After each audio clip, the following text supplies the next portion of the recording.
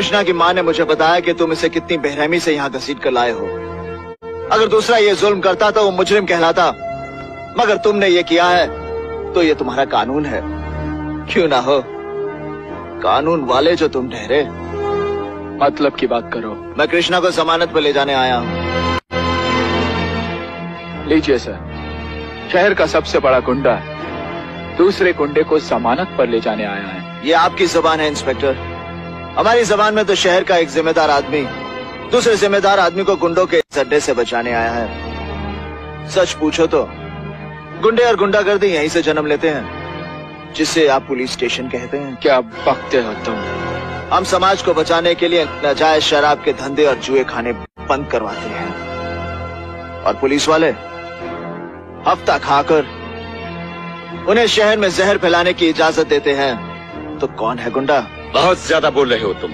हम दूसरों की माँ बहनों की इज्जत पर कुर्बान हो जाते हैं, और कानून वाले कोठे वालियों की दलाली खाते हैं। तो फिर कौन है गुंडा? खामोश!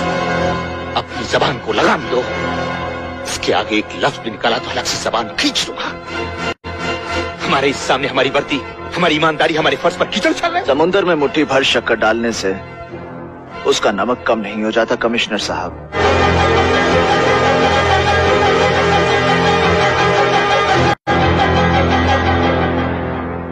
तुम भी जा सकते हो। तुम्हारी जमानत पर कृष्णा को हरगिज़ नहीं छोड़ा जाएगा। सिपाही जब मैदान जंग में उतरता है तो अपना हथियार लाना नहीं भूलता। वकील साहब, दिखा दीजिए इन्हें। कोर्ट ने कृष्णा की जमानत मंजूर कर ली है।